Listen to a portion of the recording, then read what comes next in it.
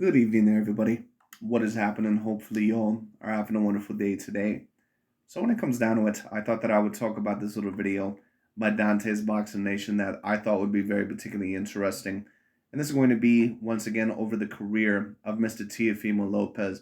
Teofimo Lopez, of course, for those of you that recently watched his most recent fight against the very challenging Spaniard contender, and Sandor Martin. A lot of people, of course, were not very thoroughly impressed with Teofimo Lopez. In fact, a lot of people truly believe that he actually lost the fight. I personally watched the fight for myself the first time around. I didn't think it was actually particularly close. I thought that Teofimo Lopez clearly won the first time I watched it. The second time I watched it, I seen it as a fight overall that could truly go either way. And the third time around that I watched it, I think that I had Teofimo Lopez just slightly winning about 6 rounds to 4. I think Sandor Martin gave him a great amount of trouble. But the problem with Sandor Martin, in my opinion, is that he just didn't really have enough offense. It's not necessarily that his offensive attacks were bad, but in my opinion, they could have been more varied, and he certainly should have been busier. If you're going to beat someone that is on the caliber of a Teofimo Lopez, not just in terms of a champion, but also in terms of a promotional star, you have to really be busy. You really have to take it to them. You have to convince the judges and overall basically everyone in the arena that you truly beat them. And I just don't know if Sandor Martin really did enough to 100% for sure secure the victory. So it is what it is. But anyways, in most recent news, for those of you that have not heard about it, Jose Ramirez, who of course is one of the top contenders at the 140-pound division, of course recently lost the first fight of his career, I believe, either earlier this year or it was sometime last year against Josh Taylor. Jose Ramirez ended up turning down the title shot against Regis Prograis, which of course isn't good news for Jose Ramirez, at least if he wants to take a next step in his career of potentially beating Regis Prograis or gaining back a title or titles.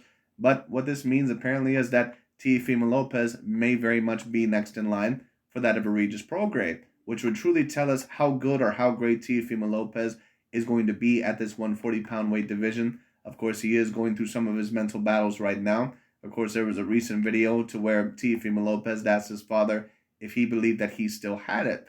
And that kind of goes through certain fighters' minds, especially when they suffer the first loss in their career, especially someone that has as much bravado and sometimes arrogance as much of a Teofimo Lopez.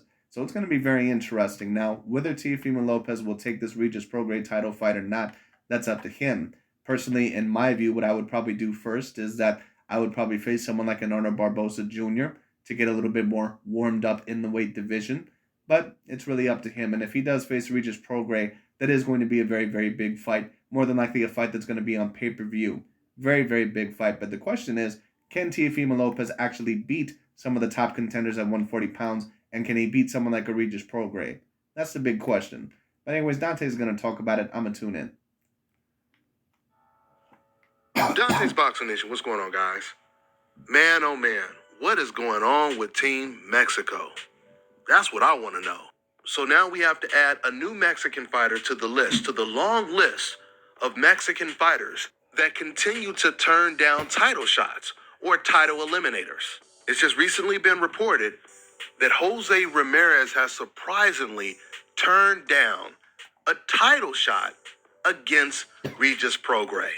Now, Jose Ramirez claims the reason why he turned down this fight is because he wanted a 50-50 split, not the 65-35 split that he's going to get in this fight because it's going to purse bid and because obviously Regis Prograis is the champion. Now, let me tell you the many reasons. Personally, in my opinion, I think that 65-35 is a little bit low. But once again, if you're a guy that truly claims that you want to get back in there with the title, then you may not have an option. Because at the moment, Regis Prograis is the one with the WBC belt, and Jose Ramirez doesn't have anything. Why Jose Ramirez cannot use that excuse. Because there was a time when Jose Ramirez was the champion and Regis Prograis had been Jose Ramirez's mandatory for a very, very long time. So they ordered Ramirez to fight his mandatory Regis Prograis. And at that time, it was Ramirez that was getting the bigger slice of the pie. He was the one that was getting the 65-35 split, and he still turned down the fight. So that completely debunks that excuse.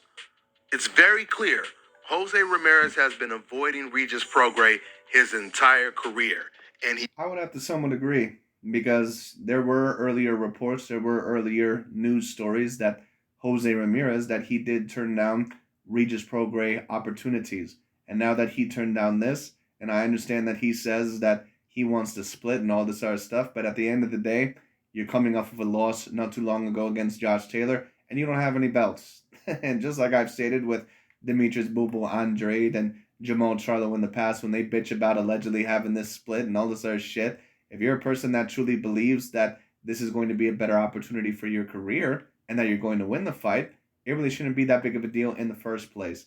I mean, don't get me wrong, you don't want to only get 10% of the purse, but at the end of the day, 35% is at least a decent chunk. I think personally it probably should be more 60-40, but it still, in my opinion, isn't completely out of range. Still avoiding him now. So now Jose Ramirez, he wants to fight Richard Comey next. A guy coming off of a loss and a draw, and he's only won one fight out of his last 4 fights. And what makes a fight that he probably should have lost, because I don't think that he beat Jose Pedraza. But it is what it is. Ramirez look even worse is the fact that he's going to make a lot less money against Comey than he would have made in a title shot against Regis Prograis. These fighters that you guys are looking at right here on the screen, they don't care about splits. They don't care anything about the money. They only care about being embarrassed. Isaac Cruz and William Zepeda, they turned down the biggest paydays to avoid Shakur Stevenson in the title eliminator. Canelo Alvarez was getting way more than 50% when he turned down the biggest offer of his career. It would have been his biggest payday against Jamal Charlo, and Canelo turned it down. So this has nothing to... All right, but once again, I can't really go after Canelo Alvarez the same as what I can some of these other fighters. Because we can claim that he turned down the biggest payday against Jamal Charlo. By the way, there was also reports that Jamal Charlo at one point in time also turned down a contract. And I believe that Jamal Charlo even admitted to that, but Dante never talks about that. My thing is with Canelo was that, once again, a lot of these guys, especially these guys that don't want him to be the #1 pound-for-pound fighter, they always claim overall that he ducks this guy and ducks that guy. Canelo Alvarez fought Dimitri Bivol last year. And of course, Dante tried to spin that to where he said, oh, he's just fighting another weak European fighter. But now all of a sudden that Canelo lost, apparently Dimitri Bivol, oh, well, he finally lost because he was facing a fighter that had a 50% chance. So Dante doesn't really know what the fuck he's talking about. It is what it is. Once again, I can't treat Canelo like some of these other fighters because Canelo Alvarez has pretty much built himself from the ground up. Canelo Alvarez, once again, has fought repeated A-grade fighter after A-grade fighter after A-grade fighter. He's not a guy on the know that has basically refused every single opportunity. He's not a guy that's done that. With splits, it has nothing to do with money. We know what time it is. Team Mexico understands when it comes to the Black Americans, they are on a whole different level. I'm starting to feel that Team Mexico, they're looking at all of these black fighters as Michael Jordans and Kobe Bryants and LeBron James. At least this is the way they look at the undefeated top elite Black American boxers. You know, the funny thing is... And you notice that Dante put that in there. The reason why that is once again to basically turn down or overall basically degrade some of the bigger wins in Canelo Alvarez's career. Like when he beat Arisani Lara or Danny Jacobs. If Ramirez would have never pulled out of the Zepeda fight in the first place, and if he would have beat Zepeda, he would have got more than 50-50 against a Prograis. He would have been the one getting the 65% of the split. But we all know, even with that split, he still wouldn't have took the fight because he didn't take it when he had the 65 split like 2 years ago, and they were trying to force him to fight Prograis. See, I'm going to tell you, what's going to happen to Jose Ramirez is the same thing that happens to every other fighter that tries to avoid dangerous black fighters. Just like Teofimo Lopez, he kept looking for the safer fights. He kept looking for the cherries. And then what happened is one of those cherries ended up biting him back. And well, it wasn't really a cherry because it was a mandatory. But, you know, at the end of the day, once again, what I will say is this, is that Teo did not seem super excited to fight someone like a Devin Haney. So I'll at least give Dante that. But once again, it's going to be very interesting to see where Teofimo goes from here. Because this is either going to make or break his career. As Ego and a lot of these other guys say about Canelo Alvarez, the walls are closing in. Well, the walls are kind of closing in on Teofimo Lopez. And as certain people overall will tell you, sometimes overall pressure, they make diamonds. Sometimes they bust pipes. So once again, you're going to see that with one of the two options. It just is what it is. With Canelo, when it came to Gennady Golovkin and some other fighters, we've seen that it turned him into a diamond, and that he truly overall was a fighter of A plus caliber, of S caliber, really, in my opinion. Is Teofimo a guy that truly is of A plus caliber, or is he a guy that was able to beat a Vasily Lomachenko, a guy that overall did not seem super duper, to have a great game plan in that fight, and on top of that was decently smaller than him? Or is he a fighter that is going to be able to come back from that loss from George Kambosos, learn from it, and is he actually going to become a solid contender, possibly win a title at 140? You don't necessarily have to win every fight there, to be, in my opinion, a decently great fighter, but you should at least win a title there. Can Teofimo Lopez even do that? Right now, I wouldn't bet on it, but anything is possible. Teofimo Lopez, he loses to George Kambosos for a fraction of what he would have made against Devin Haney, win, lose, or draw. And this is why I keep saying, if you're going to lose to somebody, then you might as well lose to someone for the biggest payday, right? After all, Jose Ramirez is trying to make it seem like this is all about the money. But if that's the case, Jose must be terrible at math, because he stays making less money. He's going to make less money to fight Richard Comey, and then once again, he's going to end up losing to somebody else for less money as well. Now let's switch gears to Teofimo Lopez. Now that Jose Ramirez has passed up on the title shot, guess who's next in line? It's Teofimo Lopez. Before Jose Ramirez pulled out of this fight, everyone had already assumed that he was going to fight against Regis Prograis, because people started to talk about a possible fight, when Teo was going back and forth saying, he wanted to fight Regis Prograis, he wanted to fight Josh Taylor. I kept reading reports that Teo is going to have to wait for a Regis Prograis fight because Regis has to fight his mandatory Jose Ramirez first. Now that Jose is out of the way, Teofimo Lopez, he has no excuse to take this title shot against Regis Prograis. Well, in my opinion, actually, and of course Dante would disagree, but he's looking to tear down Teofimo Lopez anyway. I really don't have a huge problem if Teofimo doesn't take the title shot right away. Now, if this was at 135 pounds and if Teo was still making 135 pounds, then overall I would have a bigger problem with it. But the fact that he's still getting adjusted to 140 and coming off of a less than stellar performance, I think all in all that it may actually do him some good to face someone that more than likely is a little bit less dangerous, but someone of still good caliber. I think a good fight for Teofimo Lopez next, in my view, would be an Arnold Barboza. But it's going to be very interesting. But what Teofimo cannot do, at least without a great amount of criticism in his next fight, is fight someone that is a complete unknown. That's not going to work.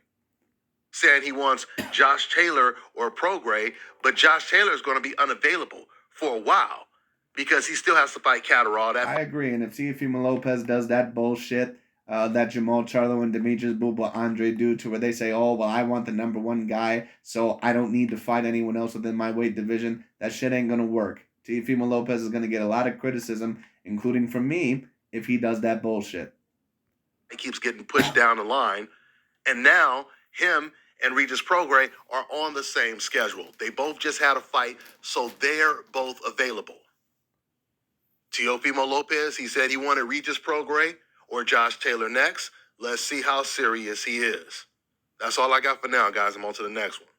All right, now check this out. But anyways, I pretty much agree with Dante's Boxing Nation in this video. It's going to be very interesting once again to see what Teofimo Lopez does. Will Teofimo, in my opinion, beat someone like Regis Prograis? In my opinion, I more than likely do not see it, but it doesn't mean it can't happen. Teofimo Lopez does have very good power. At times, Regis Prograis sometimes could be a little bit better defensively, or at least keep his hands up a little bit more. But Regis Prograis is going to be a true test for Teofimo Lopez, because this is going to be a guy that is going to be the same size as you, and this is also going to be a guy that has very, very, very good power. Like I said, when certain fighters, when they're moving up the weight classes overall, and when they're finally facing guys for the first time that are their own weight class or their own size, that's when you truly see how good they are. That's why overall when Bernard Hopkins, when he started moving up and started fighting guys like Jermaine Taylor and that of Joe Calzaghe, he really didn't do that good. It is what it is. Even though, of course, he was still a great champion, but in my opinion, a little bit overrated. Kind of a little bit of the same with Tommy Hearns and Oscar De La Hoya and some of those other guys. All of a sudden, when they start facing fighters that are decently skilled and their own same size, that can handle their power, that can handle their size, that can handle their length, that can handle their reach, all of a sudden, that's when you see how truly great they are. That's what makes a difference between a fighter of an Oscar De La Hoya or a Tommy Hearns or even someone like an Adrian Broner if we want to go that low caliber. Or someone maybe like that of a Canelo Alvarez, a Floyd Mayweather Jr., a Manny Pacquiao, a Sugar Ray Leonard. Someone overall of that sort, or whoever else you want to compare. As Dante said in this video, there are, over on the past, there's levels, and I agree. So we'll see overall what ends up happening, but this is going to be very interesting for Teofimo Lopez. Once again, if this fight does happen next, would I bet on Teofimo winning? No. But it's always possible. You never know. But anyways, that's really about it for today. Thank you so much for watching. I'll talk to you all later.